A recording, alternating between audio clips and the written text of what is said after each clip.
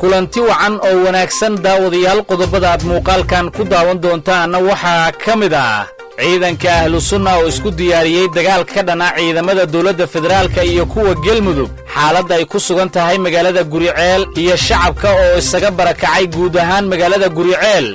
wax walba oo ku saabsan dhaqdhaqaaqyada ka soconaya magaalada Guriceel iyo magaalooyinka kale ee galmudug ayaanu daawadayaal idin soo gudbin doonaa beesha caalamka oo canaan kala duldhacday madaxweynaha galmudug Axmed Cabdi Kaariye Qoorqoor uguna baaqday inuu la heshiiyo ahlu sunna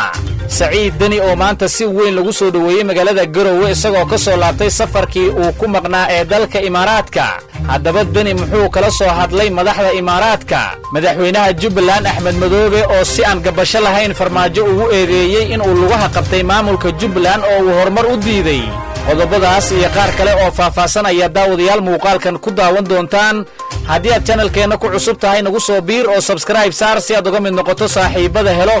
wararka aanu aalaaba halkan soo gelino aynu ku bilownay madaxweynaha dawlad goboleedka Jubbaland Axmed Maxamed Islaam Axmed Madoobe oo maanta daahfuray kulan wadareedka dardargelinta hiigsiga xukuumaddiisa oo lagu dardargelinayo shaqooyinka wasaaradaha maamulkaasi ayaa jeediyay khudbad dhinacyo badan taabanaysay Axmed Madoobe ayaa sheegay in daadejinta adeegyada iyo hay'adaha dawliga ah ee Jubbaland uu dib u dhac weyn ku keenay khilaafka maamulkiisa kala dhaxeeyay dawladda dhexe ee uu farmaajo hogaaminayo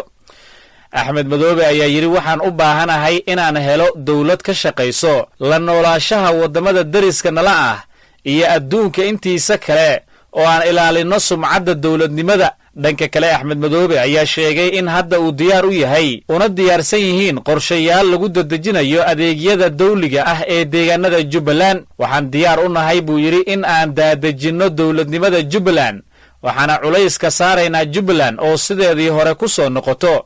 ganacsi aan furfuranno maalgashi aan keenno oo aan dhisno Jubbaland caawin karto Soomaalida inteeda kale wasaaradaha kala duwan ee xukuumaddiisa iyo madaxweyne Axmed Madoobe ka dalbaday inay la yimaadaan qorshe ay ku xaqiijinayaan la imaashaha adeegyada dadka ay ka sugayaan wadan dawladnimo wanaagsan inay ka jirto iyo wadankaasi jiritaankiisa ku sii jiri kara haddaan dawladnimadu jirin oo bayska dawladnimadu uu halaysan yahay waxaa adkaanaysa jiritaanka ummaddaasi ma joogno xilligii adduunka oo bilowga ahaa baadiyaha lagu noolaa maanta qofka miyiga jooga yaa wuxuu u baahan yahay dawladnimada haddii markaa dawlad wanaag aan la helin waxaa adkaanaysa nolosha dadku ay leeyihiin muwaadiniintu inay helaan adeeg baahsan oo hufnaan baahsan ay ku dheehan tahay qofka mujtamaca Soomaaliga ah ee muwaadinka ahi waxa uu dawladnimada ka faa'iideeyo shayga ugu muhiimsan waxa weeye inuu helo adeeg qaybihiisa kala duwan ee nolosha asaaska u ah inuu helo asal u ah sababtoo qofka muwaadinkii adeega uu dawladnimada ka helaya hadduu waayo macnaha dawladnimadu waxba uma tarayso waxaan u baahannahay inaan helno la noolaansho dariska iyo adduunka inta kaleba oo sumcaddii dawladnimo iyo darisnimo iyo waxa ka dhaxeeya aan ilaalino haddaan u soo gudbo Jubbaland iyo hiigsigeeda waxaan isugu nimid waa arrin Jubbaland waxaan higsanaynaa muxuu yahay waxaa tihiin golintii fulinta yaanu nahay maxaan rabnaa inaan xaqiijino hadafkaan leenahay inaan gaadhno muxuu yahay waxaa ugu muhiimsan koow ah Jubbaland nabdoon ku dhisan sinaan in la helo haddii nabad la waayo deegaanku ma jirayo Jubbaland ma jirayso haddii sinaan iyo cadaalad la waayana waxaa adkaanaysa dawladnimadu inay sal yeelato macnahan uga jeeda waxay tahay nabaddu waa asaas qofku inuu nabad helo ee noloshiisu ku xidhan tahay bayska noloshu waa nabadda haddaad nabad weydo waxaa ku adkaanaysa noloshaada inaad maarayso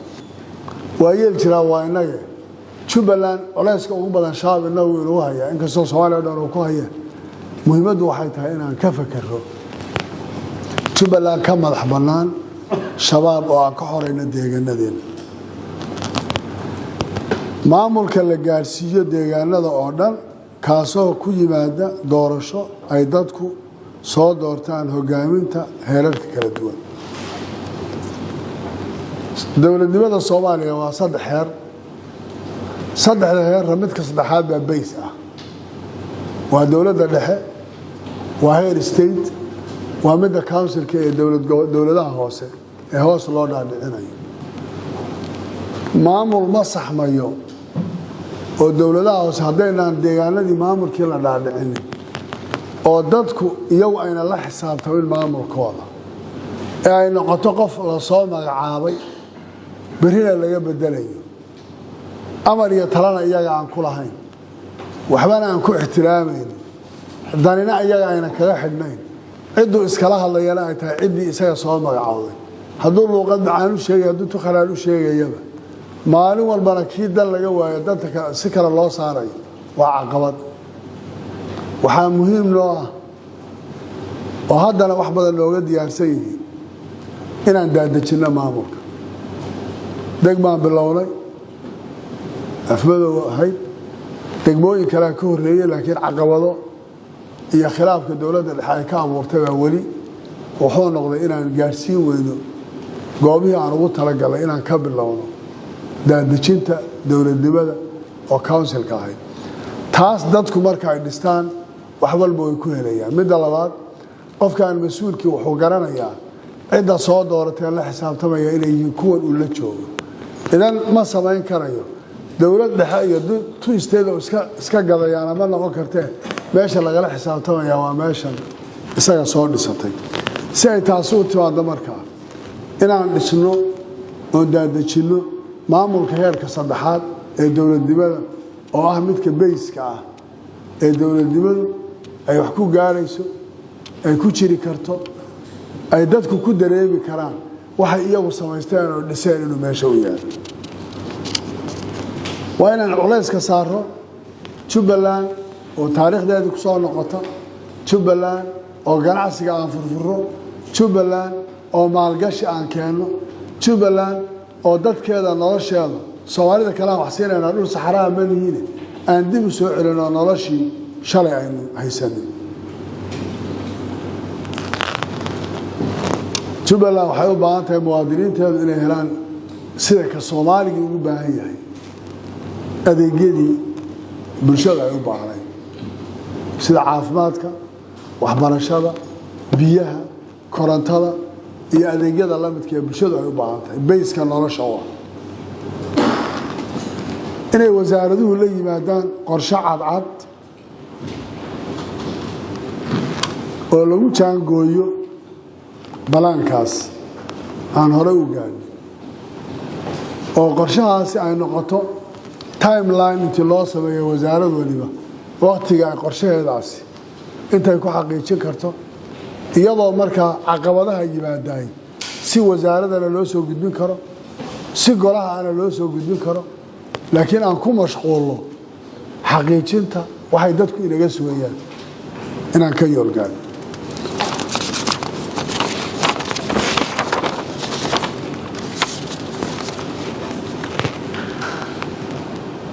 waxaan ku soo gunaanadayaa isla xisaabtan inay ka soo baxdo xisaabtanku waqtigaa ka mid ah oo shaqadaa ka mid ah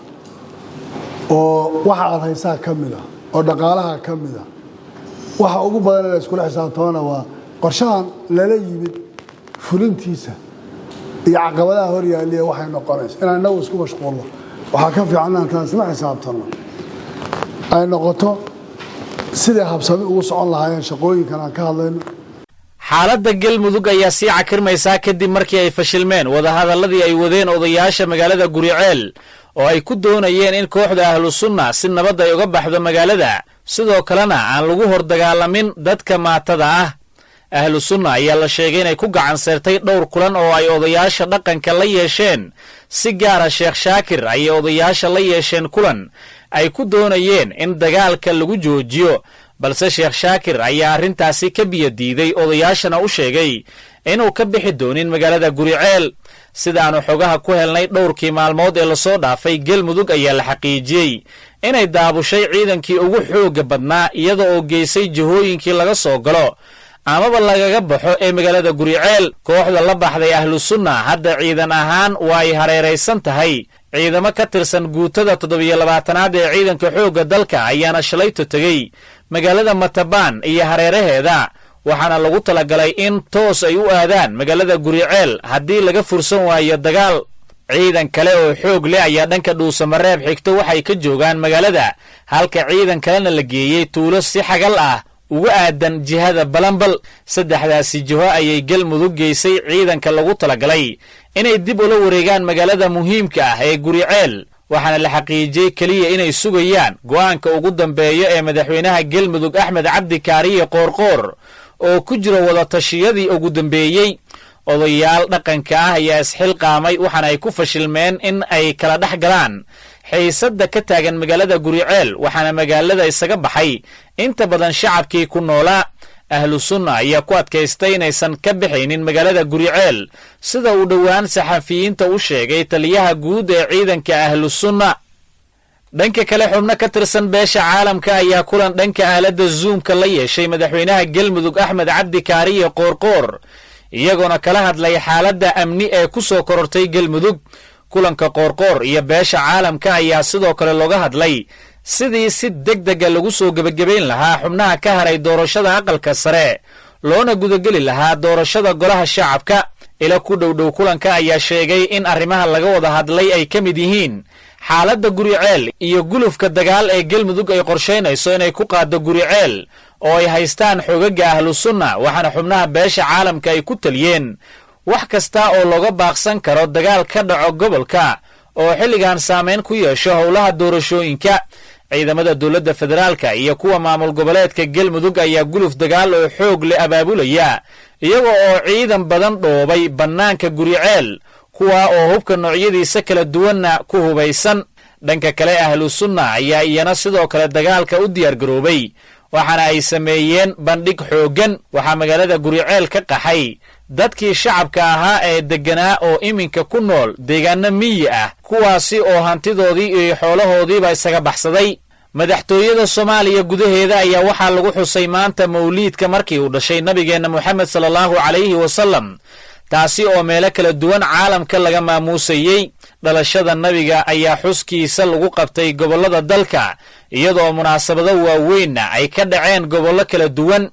masjid ku yaalla madaxtooyada qaranka dhexdeeda ayaana ciidanka koofi guduudda iyo weliba saraakiishooda ay kaga qayb galeen dikriga iyo weliba weynaynta nabigeenna moxamed hore looma arkin askar ka tirsan ciidanka dowladda oo xusayo mawliidka weliba madaxtooyada gudaheeda taasi oo noqonayso mid lagu ammaanay taliska guutada 77 ee ilaalada madaxtooyada qaranka qaybihii dambe ee warkeenna ayaanu soo gaarnay daawadayaal iminkanna madaxweynaha dowlad goboleedka puntland siciid cabdulaahi deni oo safar ugu maqnaa dalka dibiddiisa ayaa galabta dib ugu soo laabtay magaalada garowe ee caasimadda puntland madaxweynaha ayaa waxaa garoonka diyaaradaha ee garowe ku soo dhoweeyey madaxweyne ku-xigeenka puntland mudane axmed cilmi cismaan karaash guddoomiye ku-xigeenka koowaad ee golaha wakiilada abuukaati cabdilcasiis cabdulaahi cismaan xubnaha labada gole ee puntland maamulka gobolka iyo kan degmada garowe saraakiisha ciidamada qalabka sido iyo qaybaha kala duwan ee bulshada deni ayaa toddobaadyadii lasoo dhaafay waxa uu ku maqnaa waddanka imaaraadka carabta isaga oo sidoo kale sii maray dalka etoobiya xilli madaxtooyada puntland aysan faahfaahin ka bixinin safarkii uu ku maqnaa deni madaxweynaha puntland ayaa toddobaadyada soo socdana la filayaa in uu qabto kulamo looga hadlayo arrimaha doorashooyinka dalka iyo sidii puntland ay u qaban lahayd doorashada golaha shacabka dhinaca kale daawadayaal wararkana soo gaaraya ayaa waxay sheegayaan in uu geeriyooday allaha u naxariistee senatar muuse suudi yalaxow aabbihiisa muuse suudi aabbaha dhalay ee suudi yalaxow ayaa la xaqiijiyey geeridiisa sida ehelada ay sheegeen suudi yalaxow ayaana ku geeriyooday isbitalka digfeer oo uu ku xanuunsanaa. mas-uuliyiinta soomaaliyeed ayaa ka tacsiyadeeyey geerida ku timid muuse suudi yalaxow aabbihiisa. mas-uuliyiinta ka tacsiyadeeyey ayaa waxaa ka mid ah guddoomiyihii aqalka sare cabdi xaashi cabdulaahi. cabdi xaashi ayaa sheegay in uu ahaa senatarka aabbihiisa nin aad u wanaagsanaa oo qiimi badnaa, waxaana uu eebbe uga baryey in jannatulfirdowsa uu ka waraabiyo. dhanka kale waxa uu u tacsiyadeeyey qoyska iyo qaraabada iyo ehelada ummadda soomaaliyeed dhammaan uu ka baxay suudi yalaxow. bismi illaahi raxmaani iraxiim. innaa lilaahi wa innaa ilayhi raajicuun. maanta waxaa dhacday geeri naxdin leh oo soo gaadhay eheladii uu ka baxay suudi yalaxow. waxaan ka tacsiyeynayaa eheladii uu ugu horreeyey wiilkiisa senator xaaji muuse suudi yalaxow. geeridaasi waa geeri maanta xamar ka dhacday oo uu ku geeriyooday hosbitaalka digfar la odhan jiray. waxaan leeyahay waa la wada dhimanaya, qof noolaanayaana ma jirto. ilaahii ummadda abuuray uunbaa noolaada ah. cid kale oo dhammi way dhimanayaan, waase la kala horreynaya. marka waxaan leeyahay qoyskii iyo eheladii oo dhan ilaahay samir iyo iimaan ha ka siiyo, isagana jannadii firdowsa ilaahay ha geeyo. intaas ayaannu daawadayaal ku soo gebagabeynaynaa muuqaalkan aad ku daawanayseen wararkii ugu dambeeyey Soomaaliya iyo caalamka. tan iyo intaannu daawadayaal dib ugu kulmi doonno muuqaallo kale, waxaannu iminka idinkaga tegaynaa sidaas iyo nabadgelyo.